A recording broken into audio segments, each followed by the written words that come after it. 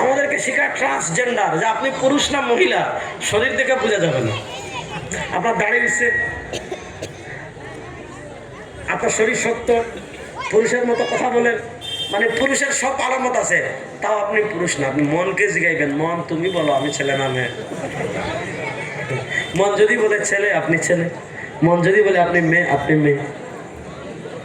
একজন মহিলার যত আলামত আছে, মাসিক ঋতুস্রাব হচ্ছে, বিয়ে শাদী করে গর্ভে সন্তান আসছে, বাচ্চাকে দুধ খাওয়াচ্ছে, তারপরে সে মহিলা নেই। তার মনকে জিজ্ঞেস করতে হবে, মন তুমি শরীফ নাকি শরীফা। এই তামাশাগুলো শিক্ষা ব্যবস্থায় হয়েছে।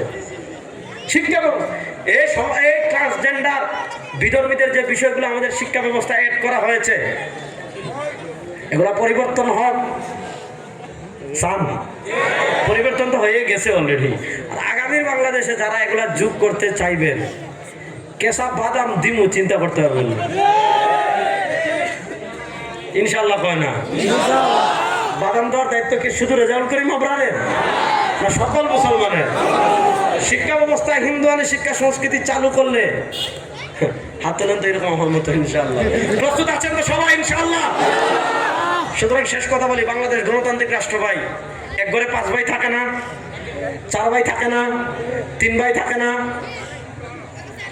আমার তারা আছে, আমি আগে ছুটি নিতেছি, আমার মাফ করে দেন।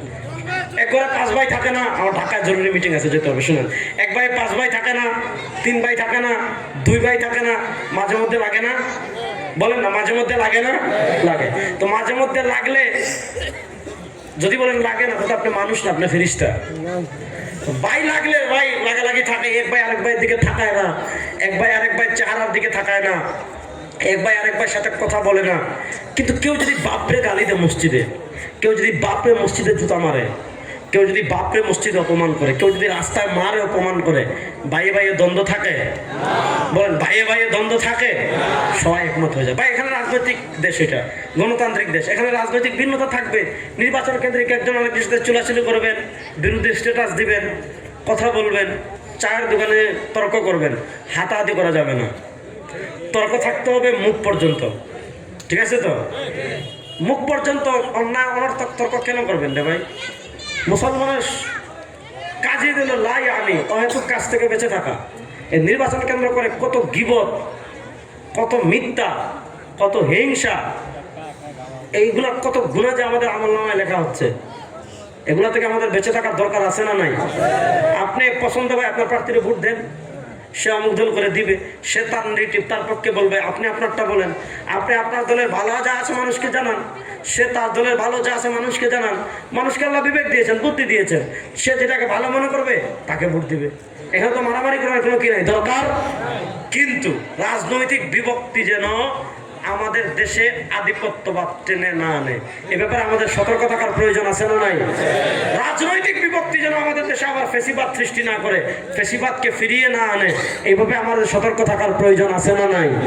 এজন্য আধিপত্যবাদ মোকাবেলায় আমরা সবাই এক। বলেন, আধিপত্যবাদ মোকাবেলায় আমরা সবাই, বিশ্বনবীর ইজ্জত আপনার হেফাজতে আমরা সবাই, আল্লাহ কোরআনের ইজ্জত আপনার হেফাজতে আমরা সবাই, শরিয়ার প্রশ্নে আমরা সবাই, নবীর আদর্শের প্রশ্নে আমরা সবাই, ঈমানের প্রশ্নে আমরা সবাই, কোরআনের প্রশ্নে আমরা সবাই, মাতৃভূমির প্রশ্নে আমরা সবাই, স্বাধীনতার প্রশ্নে আমরা সবাই, আগ্রাসন বিরোধী আধিপত্যবাদ মোকাবেলায় আমরা সবাই। এইভাবে যদি এক থাকে, ইনশাআল্লাহ বাংলাদেশের মেন পাওয়ার আছে ভাই, ছোট্ট রাষ্ট্রে 15 কোটি মুসলমান আছে। এটা আল্লাহর কত বড় নিয়ামত। এই ছোট্ট একটা রাষ্ট্রে 15 কোটি মুসলমান।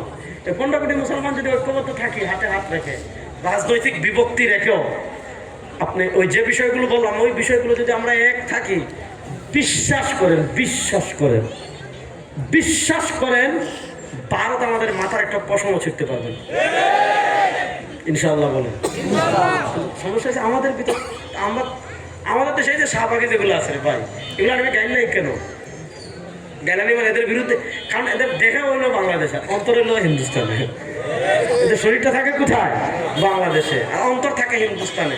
এই জন্য আমার যুবকদেরকে বলবো, মাতৃভূমিকে ভালোবাসবেন, ইসলামকে ধারণ করবেন, শরিয়াকে ধারণ করবেন, শরিয়ার প্রশ্নে নো কম্প্রোমাইজ, শরিয়ার প্রশ্নে পৃথিবীর কোনো আধিপত্যবাদের সাথে আপোষ হবে না, শরিয়ার প্রশ্নে ভারতের সাথে আপোষ হবে না, শরিয়ার প্রশ্নে আমেরিকার সাথে আপোষ হবে না।